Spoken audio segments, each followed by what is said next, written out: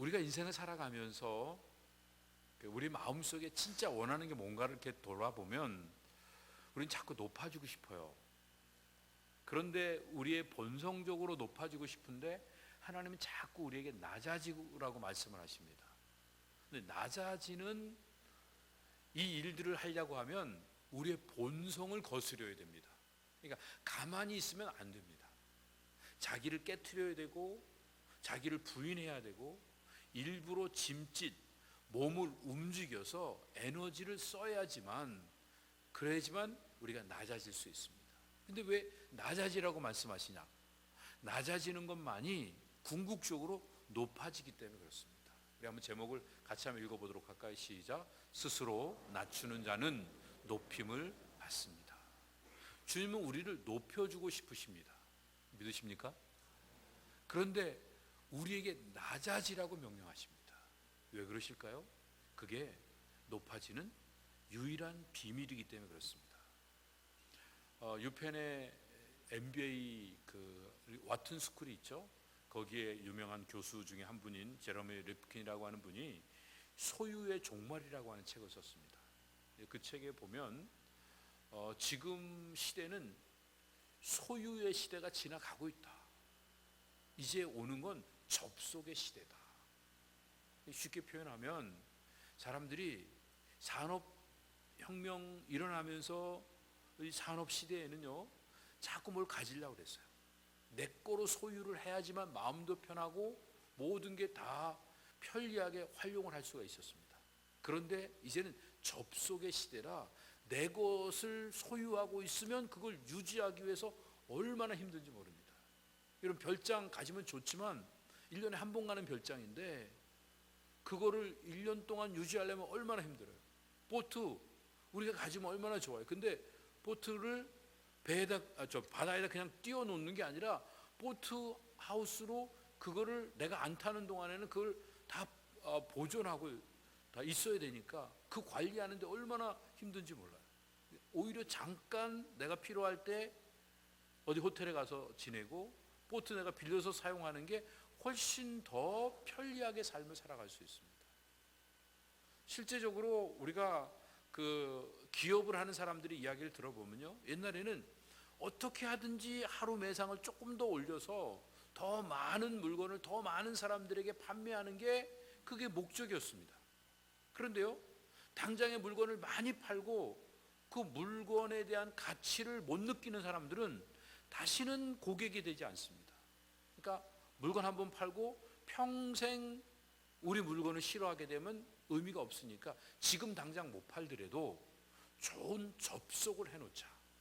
그래서 좋은 이미지 메이킹을 하기 위해서 일평생 잠재적인 고객으로 사람들과의 커넥션을 갖는 게 기업을 운영하는 새로운 방법인 것입니다.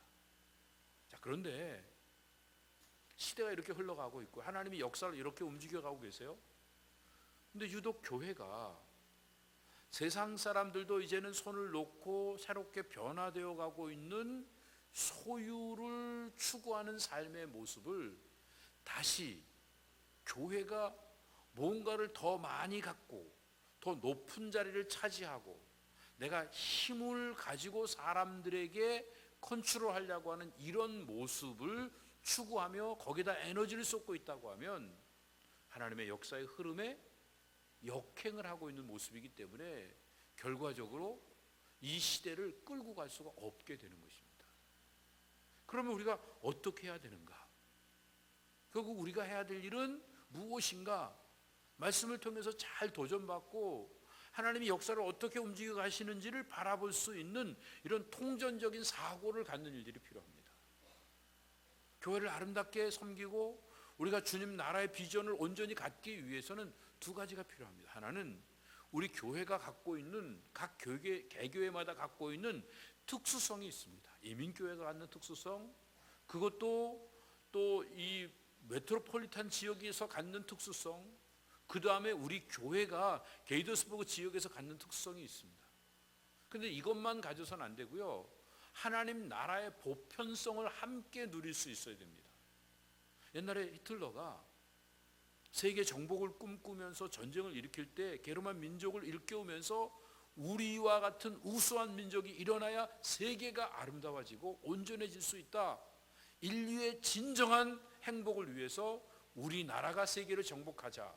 그러면서 이 독일 민족의 특수성만을 강조했지, 모든 민족들마다 유대 민족이나 다른 어떤 타 민족들이 갖고 있는 이 보편성을 무시했기 때문에 역사는 뒤죽박죽이 되고 그 전쟁으로 인해 수없이 많은 사람들이 고난을 겪을 수밖에 없었던 것입니다. 오늘 우리가 살고 있는 이 시대에 좋은 교회가 어떤 교회입니까? 좋은 사람들이 모여서 좋은 계획을 세우고 열심히 움직여가는 그런 교회가 아니라 개교회가 갖고 있는 특수성과 하나님 나라가 갖고 있는 보편성이 함께 어울려지는 하나님 나라의 비전을 가지고 주님이 걸어가신 십자가의 길을 걸어가는 교회가 좋은 교회인 줄로 믿습니다. 그러면 좋은 교회만 있어서 되는 게 아니라 좋은 성도가 필요합니다. 누가 좋은 성도입니까? 우리가 실수하지 않고 정말 모든 부분을 자질해서 다 갖춰져 있는 완벽한 성도들이 모여서 시너지 효과를 내면서 굉장한 일들을 해내는 그런 모습을 가질 때 좋은 성도라고 말할 수 있냐 하면 그렇지 않습니다. 우린 부족합니다. 어리석습니다. 연약합니다. 실수도 많이 합니다. 때로는 우리가 악할 때도 있습니다. 그럼에도 불구하고 우리의 연약함 때문에 오히려 주님을 의지하고 바라보면서 주의 도우심을 간구하는 겸손한 믿음으로 하나님 앞에 엎드려서 형제를 돌아보고 사랑으로 감싸면서 하나됨을 추구해 나가는 성도가 좋은 성도인 것입니다. 이런 일들을 위해서 하나님이 우리에게 요구하시는 것이 무엇이냐 하면 겸손히 말씀 앞에 낮아지는 삶을 살아가는 겁니다. 이것을 요구하고 계십니다. 내 생각대로 신앙생활하지 않고 내 느낌과 경험적인 판단으로 신앙생활하는 사람들은 항상 살면서 자꾸 뭔가를 이루어 나가려고 하다가 사람들을 정죄하고 비판하고 단절하는 삶을 살게 되지만, 내가 부족했는데 하나님이 나를 이렇게 은혜로 인도하셔서 이 자리에 쓴 것을 기억하면서 오늘 우리 최병욱 장로님 기도해 주신 것처럼 정말 우리가 겸손히 많은 사람들을 사랑으로 감싸는 하나님의 은혜를 기억하며 이런 삶을 살아가며 하나됨을 추구하는 이런 자리에서 자기를 낮추어 갈 때, 그때의 아름다운 하나님의 은혜 속에서 우리 모두가 다 행복한 천국을 누리며 살아갈 수 있게 되는 겁니다. 그런데 예수님 주변에는요, 예수님을 환영하는 것 같지만 예수님을 가까이 모셔다가 흠집을 내고 약점을 들춰내서 예수님을 공경에 빠뜨리려고 했던 수없이 많은 사람들이 있었는데, 그 중에 바리새인과 서기관들, 율법사들을 볼 수 있습니다. 오늘 본문에 보면 바리새인들의 두령되는 사람, 요즘 말로 말하면 아마 회당장이었거나 아니면 산헤드린 회원이었거나 그 중에 어떤 리더격에 있는 이런 사람이었던 것 같습니다.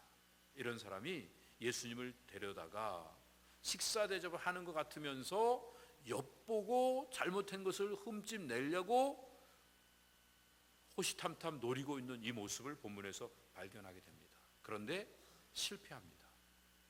약점이 들춰지는 게 아니라 오히려 예수님에게 책망을 듣고 교훈을 받는 이런 모습이 나오게 됩니다.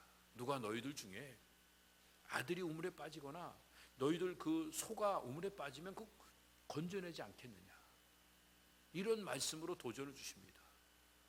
그 당시에 있었던 그 많은 안식일의 개념은 안식일은 아무것도 움직이지 않아야 된다고 생각했습니다. 율법에서 딱 정해놓은 건 아닌데도 랍비들의 문헌 속에서 율법을 확대 해석하면서 나름대로 그 규례들을 만들어 놓은 것들에 이게 문제가 되었던 것입니다. 근데 예수님께서는 그 상황 속에서 중요한 교훈을 주십니다.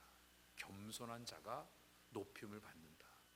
자기를 드러내서 자기가 아는 체하고 자기가 다른 사람 지적하고 비판해서 뭔가 다른 사람을 끌어내리고 자기가 올라가려고 하는 그런 모습을 가진 자들이 궁극적으로 낮아지고, 겸손히 낮아지는 자가 높아질 수 있다는 이 말씀을 하고 계시는 겁니다. 누구나 잔치에 초대받았을 때 어디 앉아야 되는지 두리번거릴 수밖에 없게 되겠죠. 근데 당연히 높은 자리가 있으면 높은 자리에 앉고 싶죠. 왜냐하면 나도 여기에서 중요한 사람이라고 하는 것을 사람들한테 알리고 싶은 마음이 본성적으로 다 있습니다. 그런데 오늘 예수님의 말씀의 교훈은 가능한 밑으로 앉아라. 그래서 주인이 높여주는 게 좋지, 내가 앉을 수 있다고 높은 자리에 앉았다가 주인이 혹시 다른 데로 내려가라고 하면 얼마나 창피하겠냐. 이 말씀을 통해서 어느 자리에 앉는 게 중요한 게 아니라 어떤 마음을 가지고 잔치에 참여하는가가 중요하다는 것을 일깨워주고 계십니다. 이걸 통해서 예수님의 생애를 우리가 되돌아보게 만들어 주시죠. 예수님은 하나님의 아들이십니다. 하나님과 동등된 위치에 계십니다. 그런데 그분이 이 땅에 오셔서 낮아지셨습니다. 어디까지 낮아지셨습니까? 종으로 낮아지셨습니다. 그것도 죽기까지 낮아지셨습니다. 그런데 하나님이 높여주셨습니다. 모든 사람들 위에 높여주셨습니다. 그리고 모든 사람이 그 앞에 무릎 꿇도록 하나님께서 모든 사람들을 다 그 앞에 굴복시키셨습니다. 이런 놀라운 역사를 통해서 이 땅에 우리가 어떻게 삶을 살아야 되는지 예수님이 말씀을 주시는데 그거를 자신의 삶으로 보여주고 계신 겁니다. 그러니까 말씀만 하시는 게 아니라 삶의 원리를 실천해 보여주시는 예수님을 우리는 만나게 됩니다. 예수님 오늘 결론으로 뭐라고 하셨냐면 자기를 높이는 자는 낮아질 거고 자기를 낮추는 자는 높아질 것이라고 말씀하십니다. 야고보서도 말씀했죠. 주 앞에 낮추라. 그러면 하나님께서 너희를 높여주시라. 믿으십니까? 믿음은 딱히 안 오죠. 그런데 내가 확실하게 믿어지지 않는다고 안 믿는 게 아니라, 이해가 안 된다고 안 따라 행하는 게 아니라 하나님의 명령 앞에 자기를 들여가는 자가 자기의 삶을 바꾸어 나갈 수 있게 됩니다. 이해가 되기 때문에, 내가 동의가 되기 때문에, 나에게 이익이 되기 때문에 따라 행하는 것들은 믿음이 아니에요. 진짜 믿음은 하나님이 말씀하시기 때문에. 하나님이 왜 우리를 낮아지라고 말씀하신다고요? 진짜 높아지는 비결은 낮아지는 거기 때문에 하나님 말씀하시는 겁니다. 그러니까 하나님이 우리에게 좋은 걸 주시기를 원하십니다. 우리를 진짜 높여주시기를 원하십니다. 그러니까 우리는 하나님의 명령을 따라서 순종하면 하나님이 우리를 가장 높여주시는 겁니다. 그거를 예수님을 통해서 보여주셨습니다. 예수님이 낮아지고 죽기까지 낮아지셨는데 높아지시고 높아지셔서 하늘 보좌까지 올라가시고 모든 사람이 그 앞에 굴복되게 하신 것입니다. 자, 그럼 우리가 오늘 이 시간 말씀을 들으면서 도전받아야 되는 게 뭐예요? 우리는 높아짐과 낮아짐 속에서 무엇을 선택하며 살 것인가? 오늘 말씀을 들으면서 스스로 이걸 깨닫는 게 필요합니다. 아, 그렇구나. 내가 높아지려고 하면 나는 낮아지게 되는구나. 내가 낮아지려고 하면 때가 되면 하나님이 높이시는구나. 할렐루야. 이 믿음을 우리 모두가 다 함께 소유했으면 좋겠습니다. 안식일이었습니다. 예수님께서 바리새인의 두령에게 초대를 받아서 식사를 하시게 됐습니다. 근데 그 식사하는 자리에 가보니까 고창병 든 사람이 있었습니다. 이 고창병이라고 하는 것은요, 요즘 말로 말하면 몸이 막 붓는 거예요. 근데 사실은 그게 민수기에 있는 말씀과 연결을 해서 보면 성적 문란함, 성적인 범죄로 인한 결과로 나타나는 건데 당장에 죽고 그러는 건 아니에요. 근데 몸이 붓다가 결국은 마지막에 이제 죽게 되는 이런 병인데, 뭐 혈액이나 이 몸의 근육 속에 물기가 빠지지 않는 이런 거예요. 근데 요즘 말로 말한다고 하면 뭐 우리가 에이즈 걸린다 그러면 금방 죽진 않잖아요. 10년 걸릴 수도 있고 5년 걸릴 수도 있고. 그런데 안식일 날 회당에 그 예배가 끝나고 난 다음에 회당장 집이나 회당의 두령의 집으로 가서 같이 식사를 하는 중에 거기에 고창병 들린 사람이 있는 겁니다. 자, 유대인들은요 보통 2끼 식사를 했다고 그래요. 그런데 안식일은 3끼를 먹었대요. 근데 안식일에 먹는 그 점심 식사는 평상시에 먹는 저녁 식사 같이 만찬으로 해서 사람들을 많이 불러다가 함께 초대해서 식사를 하는 겁니다. 근데 그 식사 자리에 고창병 든 사람이 있으니까 예수님이 보시면서 뭐라고 말씀하시냐면, 안식일에 이렇게 병든 사람이 있는데 고쳐주는 게 잘하는 거냐, 안 고쳐주는 게 잘하는 거냐, 이렇게 물어보신 이유는 랍비의 그 규례대로 하면 고쳐주면 안 되고, 또 율법에선 구체적으로 얘기하고 있는 게 아니고, 그러니까 대답을 못하고 있는 거예요. 그런데 예수님께서 그 사람을 고쳐주시고 또 자기 길로 갈 수 있도록 길을 열어주셨습니다. 자, 그 말씀은 고쳐주는 게 좋으냐, 고쳐주지 않는 게 좋으냐, 어떤 게 합당하냐 물어보셨지만 예수님의 답은 안식일에도 병든 사람이 있으면 고쳐주어야 되지 않겠느냐, 이렇게 예수님께서 말씀을 하신 겁니다. 그러면서 예수님이 예를 드신 내용이 뭐냐 하면, 너희들 중에 아들이 우물에 빠졌다고 그래봐라, 아니면 너희 소가 우물에 빠졌다고 생각해봐라. 그러면 안식일 날이라고, 그래 안식일 지날 때까지 기다려라, 그리고 얘야 저 우물에 빠져서 기다려라, 그러고 그냥 있겠느냐? 소 보고 그냥 그대로 거기서 죽든지 말든지 그냥 우물에 빠져서 그냥 그대로 있으라고 그러겠느냐? 안식일이지만 아들을 건져내지 않겠느냐? 여기서 누구라고 하는 것은 소유격으로 되어 있기 때문에 여기에 있는 사람들 중 너희의 아들이, 그러니까 딴 아들이 아니에요. 내 아들이 거기에 빠졌으면 너 가만히 있겠냐? 내 짐승이 우물에 빠졌으면 너 가만히 있겠냐? 그것처럼 이 고창병 든 사람을 내가 고쳐주는 게 뭐가 잘못됐느냐, 그렇게 이제 질문하시는데 아무도 대답을 안 합니다. 왜냐하면 그 이유는요, 그 주변에 많은 사람들이 보고 있기 때문에 그 많은 사람들의 반응이 어떻게 될까 두려워서 그 예수님이 말씀하시는 게 옳은데도 불구하고 그 대답을 못하고 있는 이런 모습을 보게 됩니다. 사람이 자기가 옳은 줄 알면서도 사람들에게 어떤 평가를 받을까 봐 자기의 의사표시를 못하는 연약한 자리에 있을 때가 참 많습니다. 그런데 주님은 이런 연약한 모습을 바리새인들을 통해서 깨닫도록 이런 말씀들로 우리에게 도전을 주십니다. 예수님은 그러면서 뭐라고 말씀하시냐면, 청함을 받은 사람들의 상자 택함을 보시고 저희에게 비유로 말씀하여 가라사대. 이 내용은요, 지금 예수님이 바리새인의 두령의 집에 초대받아서 처음부터 다 보고 계셨어요. 여기 들어오셔서 식사를 하시기 전에 사람들이 들어올 때마다 두리번거리면서 어디 앉으려고 하는지. 근데 보니까 사람들마다 다 높은 자리에 앉으려고 그래요. 왜냐하면 높은 자리에 앉아야 사람들이 저 사람 중요한 사람인가 보다, 저 사람 괜찮은 사람인가 보다, 그리고 인정을 해줄 테니까 자기를 사람들한테 막 과시할 수 없으니까 자리에 앉는 걸로 자기를 과시하기 위해서 가능한 한 높은 자리를 앉는 겁니다. 그런데 특별히 그 결혼식의 자리는 참 중요해요. 여러분들 결혼식 가면 옛날에는 그냥 다 그냥 교회에서 하는 건 그냥 뭐 특별히 그 레저베이션 된 게 없지만, 어디 호텔이나 어디 결혼식을 하게 되면 인원수가 제한되어 있고, 그리고 또 각자 테이블이 있으니까 자기가 이름 적어 있는 그 테이블로 가야 된단 말이에요. 그런데 어느 경우에는 그런 레저베이션을 못 해놓고 그리고 그냥 자기가 알아서 앉아야 되는데, 주인 옆에가 상석이에요. 근데 주인한테 가까운 사람이 가까이 앉아야 되는데 내가 제일 가까운 줄 알고 앉았는데 조금 있다가 보니까 더 가까운 사람이 오고 더 중요한 사람이 오게 되면 점점 밀려날 수도 있다고 하는 것을 이 교훈을 주고 계십니다.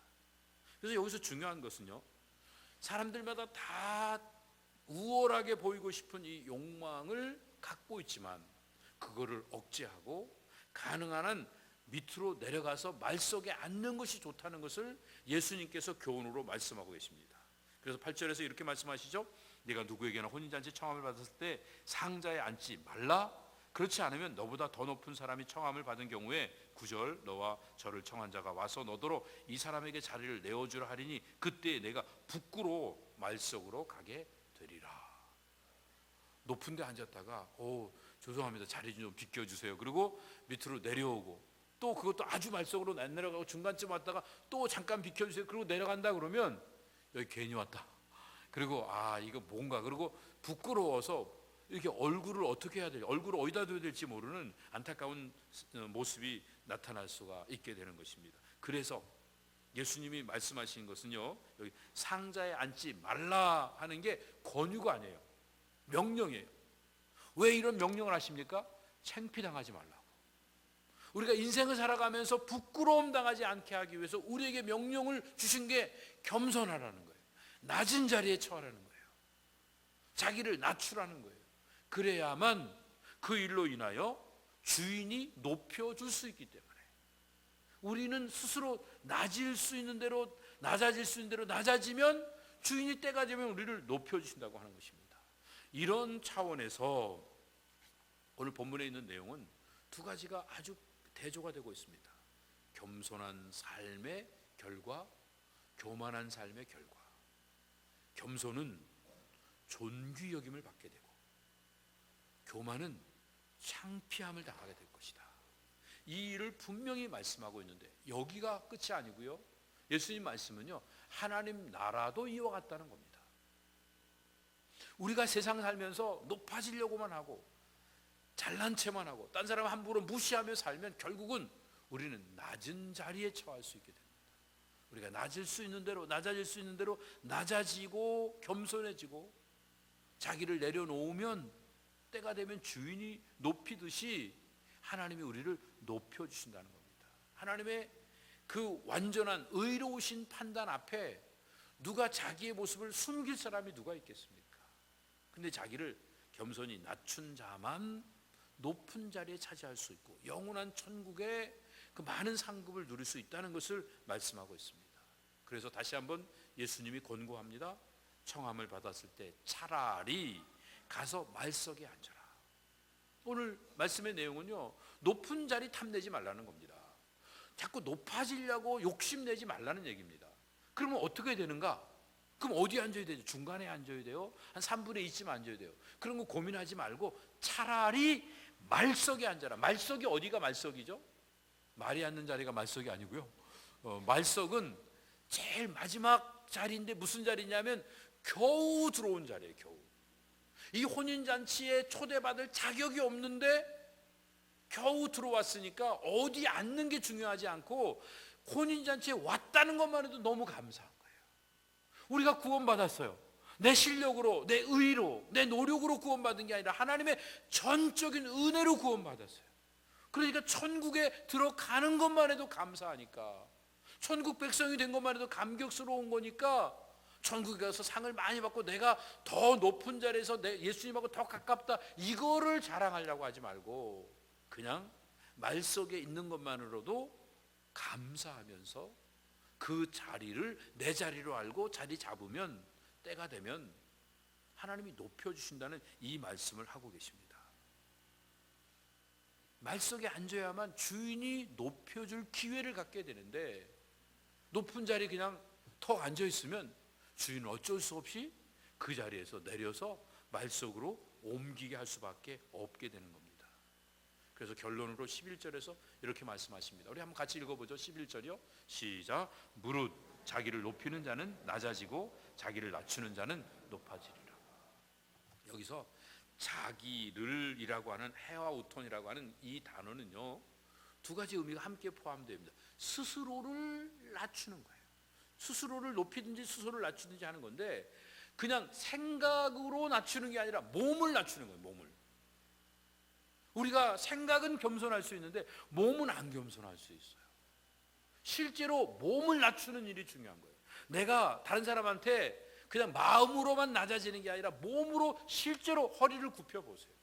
실제로 그 사람의 수종을 한번 들어보세요. 실제로 내가 낮아지는 삶을 살아가면 우리의 삶 전체에 느끼는 것들이 달라지게 되는 것입니다. 자기 스스로를 높이며 영화롭게 하려고 하는 자들은 결국은 부끄러움을 당하고 낮아지게 될 것입니다. 그렇지만 자기를 낮추는 일들에 자기의 몸을 구체적으로 아낌없이 들여가면 그러면 주님이 때가 되면 높여주십니다. 이 말씀은 높이고 낮추는 건 하나님이 하신다는 것입니다. 내가 어떤 존재인지를 깨닫고 하나님 앞에 감사하며 자기를 낮추기 시작하면 우리 인생은 점점 아름다워지기 시작하는데 내가 누구인지 잘 모르고 어떻게 구원받았는지를 잊어먹고 내가 누군데 내가 어떻게 했는데 그리고 자기 스스로를 자꾸 높여가다 보면 우리의 삶은 결국 하나님의 손에 의해서 낮아질 수밖에 없게 되는 것입니다. 이게 참 쉽진 않아요. 왜냐하면 세상 사는 원리가 낮아지려고 하면 사람들이 우습게 보고 더 낮추거든요. 그러니까 우리가 살다가 적당한 방법을 익히게 되는 거예요. 요만큼만 낮아지면 사람들이 나를 이렇게 겸손하다고 받아주고 더 이상은 무시하지 않고 이렇게 유지될 수 있겠지. 근데 우리가 낮아지는 게 낮아지면 높이신다고 그랬으니까 일부러 짐짓 낮아지는 그런 모습을 가지면 사람들 앞에는 인정받을지 모르지만 하나님께는 인정받을 수가 없게 되는 겁니다. 제가 오래전이었는데 제가 어떤 것을 이렇게 갖게 됐습니다. 저한테 좀 좋은 거였어요. 사람들한테 이렇게 만날 때마다 저 이게 저한테 너무 좋은 거 이렇게 갖게 돼서 참 죄송합니다. 그렇게 얘기하면 사람들이 아유 뭘요, 목사님 이제는 그거보다 더 좋은 것도 가지셔야죠. 보통 사람들이 이렇게 얘기를 그렇게 하셨어요. 그래서 어떤 분한테 또 이렇게 대화 중에 아이고 제가 이렇게 너무 좋은 걸 가져서 죄송합니다 그렇게 얘기했더니 그분이 뭐라고 말씀해요? 하긴 그래요. 목사님한테 좀 가분하죠. 제가 고개를 숙이려고 이렇게 하는데 고개를 한번 확 누르니까 제가 힘을 바짝 주고 딱 나도 일어나고 싶은 거예요. 아니 이건 뭐지? 내가 기대했던 답이 아닌데. 그러면서 제가 깨달은 거, 내가 진짜 겸손한 게 아니었구나. 내가 짐짓 겸손한 거였구나. 정말 내가 구원받은 것만 해도 너무 감사하지. 아니 내가 장로인데 권사인데 내가 뒤에서 이런 뒤치다거리나 하고 사람들한테 여기저기 불려다니면서 욕이나 먹고 이렇게 심부름이나 하고 내가 이거 지금 뭐 하는 거야 도대체. 사람들이 나를 우습게 하라. 내가 이렇게 막 섬기고 나 고개 숙이고 다니까 함부로 나를 대하고 이거 이래서는 안 되겠는데 나도 이제 다음 주부터 한번 무게 좀 잡아봐. 그러면서 생활한다고 하면 하나님 얼마나 안타까우시겠어요. 제가 그 어리석게도 그런 모습 속에서 맴돌고 있지 않았나 하는 이런 안타까움을 돌아보면서 예수님의 모습을 생각해 봅니다. 예수님을 선택하실 수 있었어요. 그렇지만 낮은 걸 선택하신 겁니다. 왜냐하면 낮은 게 복된 이유는요, 높아질 수 있는 유일한 비밀이기 때문에 그렇습니다. 높아지는 비결이 낮아지는 것 외에는 없는 겁니다. 우리가 죄인이니까 부끄러워해야 되잖아요, 스스로. 근데 죄인인 걸 하나님이 가려주셨더니 나도 가리면서 스스로 높은 체하고 스스로 잘난 체하고 살려고 하는 이 이유가 바로 자아인식이 없는 거예요. 내가 누구인지를 모르는 거예요. 심리학자들은 자아를 넷으로 얘기해요. 첫 번째가 표면적 자아, 나도 알고 너도 알고 다 아는 거예요. 일상생활을 통해서 알 수 있죠. 두 번째가 숨겨진 자아가 있습니다.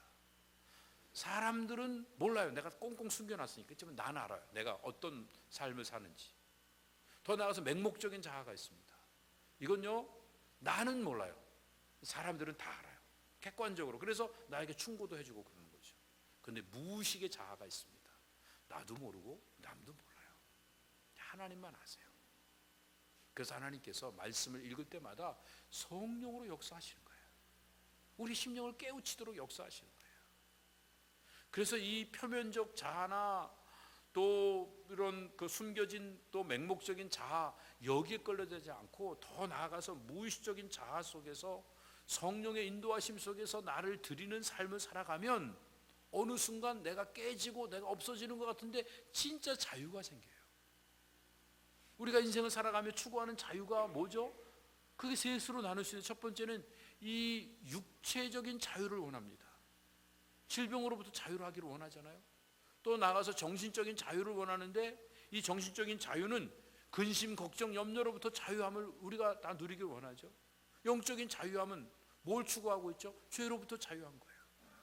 그래서 우리가 용서하고 사랑하고 섬기고 하는 이런 구체적인 삶, 이런 삶을 살아갈 때 우리의 삶은 정말 아름다워지기 시작합니다. 행복해지기 시작합니다. 오늘 본문에 보니까 벗이요 올라 앉으라 하리니, 이건 내가 그 자리에 올라가는 게 아니라요, 친구가 올려주는 거예요.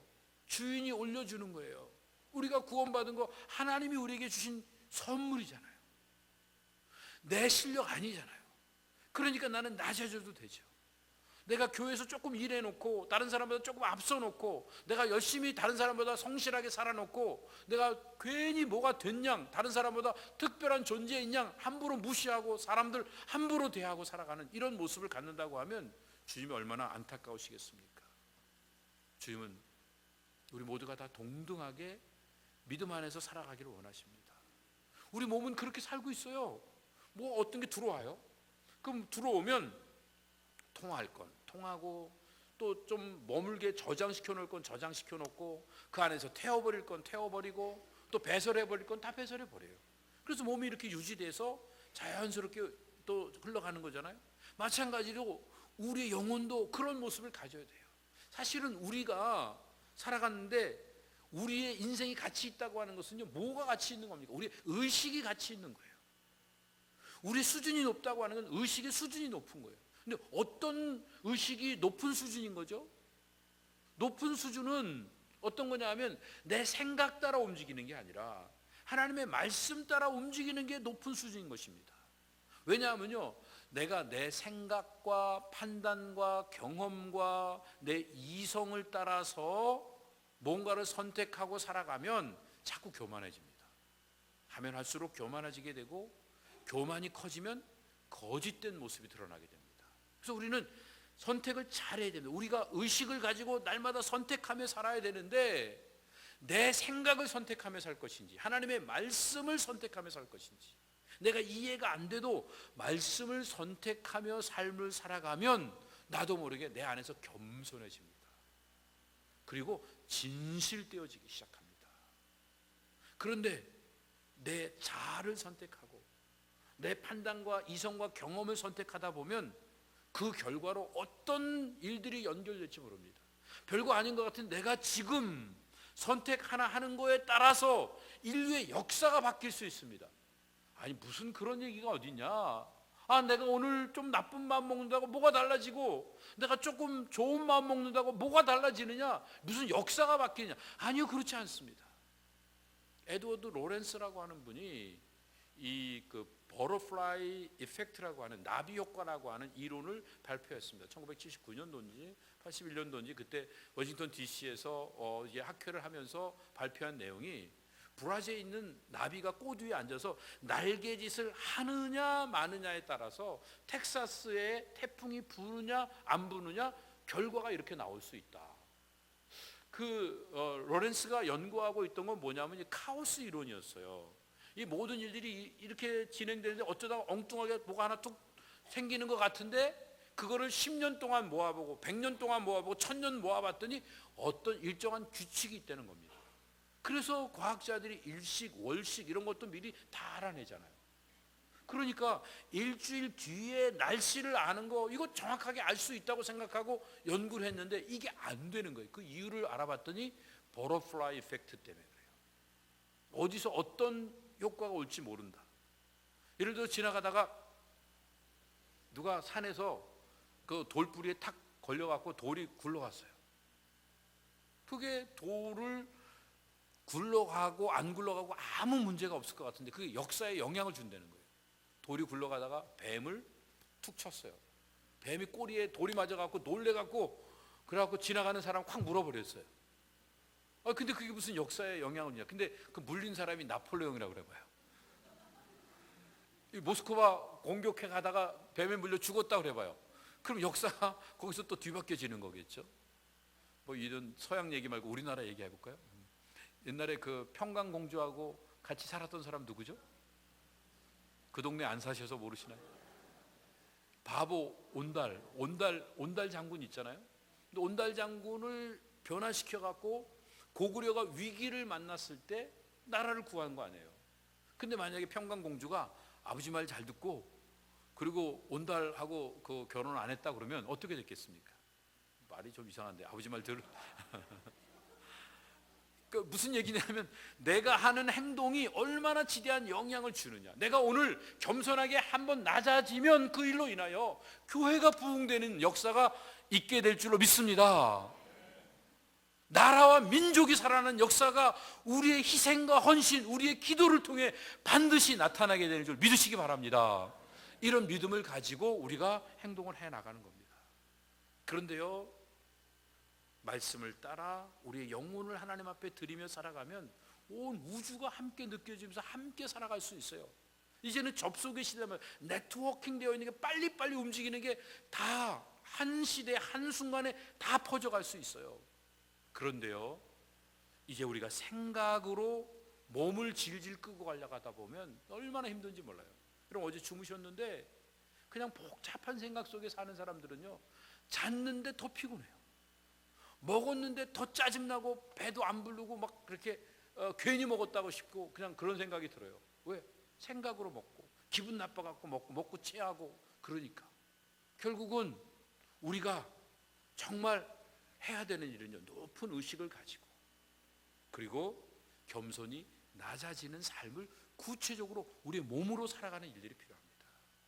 낮은 의식을 가지고 가능한 모든 사람들을 내 앞에 굴복시키며 내가 컨트롤하며 인생을 살려고 그러면 인생은 점점 어려워지고 세상은 망가질 수밖에 없게 됩니다. 의식이 낮은 사람일수록 더 바빠요. 왜냐하면 이유는 한 가지예요. 내가 의식이 낮으니까 내가 높아지고 싶잖아요. 그러니까 내가 높아지고 싶으니까 모든 사람을 다 십자가에 못 박아야 돼요. 정죄하고 비판하고 다 끌어내려야 되니까 얼마나 분주해요. 그런데 의식이 높은 사람 내가 낮아질 수 있잖아요. 그러니까 무슨 문제가 생기면 내가 십자가에 못 박히면 되니까 얼마나 간단해요. 뭐 누구 잘못했고 뭐 어쩌고 저쩌고 시대가 어떠고 이런 얘기 할 거 없이 내가 십자가에 못 박아지면 되잖아요. 나를 못 박는 일을 하면 얼마나 쉬니까 안식할 수 있고 평안할 수 있고 쉼을 누릴 수 있게 되는 겁니다. 여러분, 지금부터는 좀 의식을 바꿨으면 좋겠습니다. 내가 뭘 가졌는지 더 많이 갖기 위해서 더 높은 자리 앉기 위해서 아둥바둥대며 인생을 살아가는 게 아니라 이제는 이미 주어진 거 가지고 내가 뭐 하고 있지? 나누며 살고 있는가? 높아지려 하고 있는가? 낮아지려 하고 있는가? 낮아질 수 있는 이 능력은 누가 가질 수 있습니까? 셀프 컨피던스가 있는 사람, 내가 누구인지를 아는 사람. 난 하나님의 자녀다.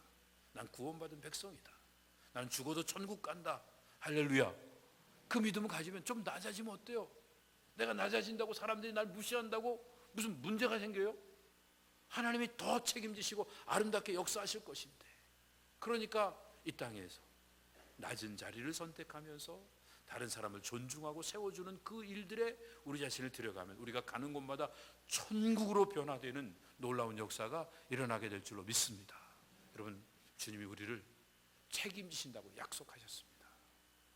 잔치에 들어가서 일부러 내가 자꾸 높은 데 앉으려고 하지 마시고 가능한 낮은 곳에 임하셨다가 주님이 높여주실 때 그 자리에서 낮게 있는 많은 사람들 더 사랑과 정성으로 섬겨가면서 우리가 가는 곳마다 하나님의 사랑을 증거하고 하나님 나라를 아름답게 건설해 나가는 주의 백성들 다 되시기를 예수님의 이름으로 축복합니다.